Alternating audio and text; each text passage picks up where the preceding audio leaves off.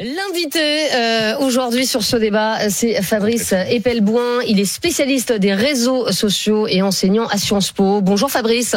Bonjour.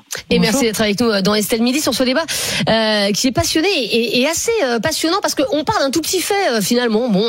Une femme qui se laisse aller sur Facebook, qui insulte le président de la République. J'ai vu des insultes encore une fois, même si on ne doit pas faire d'hierarchie, mais bien pire. Je veux dire, Emmanuel Macron, c'est tout petit par rapport à ce qui se prend dans la figure tous les jours.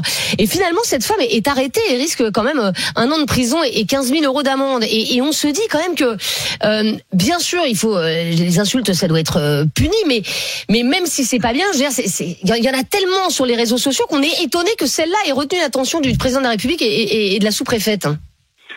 C'est avant tout une grosse bourde de la préfecture qui aurait mieux fait de s'abstenir de déposer plainte parce qu'effectivement, ça offre une caisse de résonance phénoménale.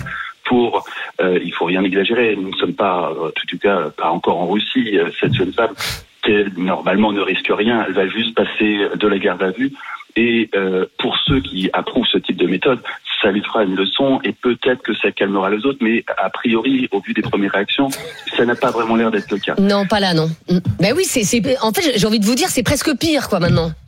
Oui, c'est presque pire. On est à un point d'inflexion dans le régime politique français et il faut prendre un peu de recul et faire un peu de géopolitique pour s'apercevoir que c'est une tendance qui est globale. La France n'a rien d'exceptionnel. Pour vous donner des chiffres, typiquement, il y a une dizaine d'années à peine, vous aviez 5% de la population vivait dans des régimes politiques qui étaient en voie d'autocratie. Alors, c'est pas une dictature, l'autocratie, mais c'est là où on se dirige très clairement. Aujourd'hui, vous avez plus de la moitié de la population mondiale qui vit dans un régime en voie d'autocratie. Vous avez les 3/4 de la population mondiale qui vit dans qui se retrouve dans ce type de régime.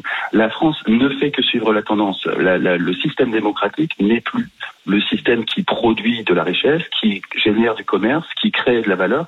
Aujourd'hui, c'est du côté des autocraties. Donc la France, très logiquement, suit cette tendance.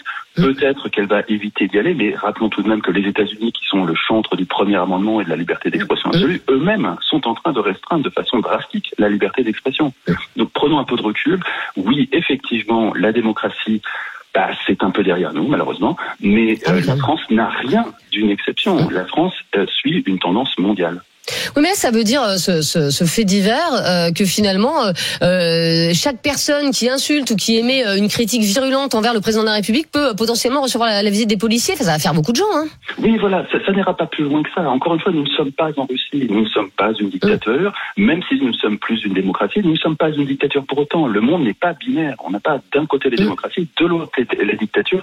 On a toute une palette de nuances dans les régimes de gouvernance et nous sommes effectivement en train d'évoluer et de ne pas aller dans le sens de la démocratie, pour le dire. À quel moment on a été une démocratie si on l'est plus aujourd'hui? Je comprends pas bien votre discours là. Parce que pendant mai 68, on disait que c'était un régime déjà fasciste. C'est à quel moment on a été une démocratie en fait?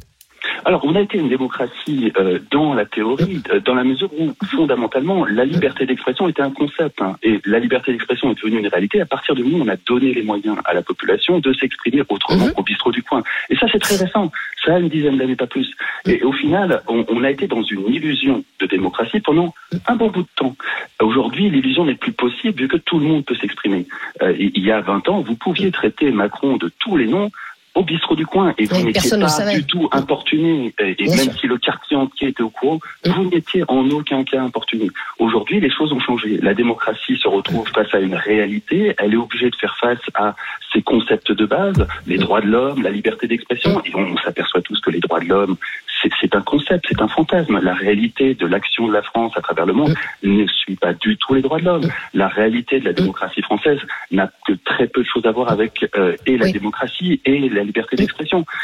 Ça, on aurait pu s'en apercevoir il y a 40 ans si on a vu Facebook. Mais la réalité, c'est qu'on s'en aperçoit maintenant que toute la population française dispose d'une réelle liberté d'expression. Et ce qui est fou, c'est un peu ce que vous disiez avec le bistrot du coin, c'est que cette dame, elle devait avoir 26 followers et son post, il avait dû être vu par 4 personnes et que personne n'avait relevé parce qu'on voit tellement de trucs. En fait, on n'y fait même pas attention et que c'est le fait que c'est une plainte qui fait que tout le monde relève et ça devient dommage, viral. C'est qu'on n'ait pas le temps de répondre à ce que dit notre invité parce que c'est des choses qui sont assez. D'accord, Daniel, je voudrais juste qu'on prenne Frédéric.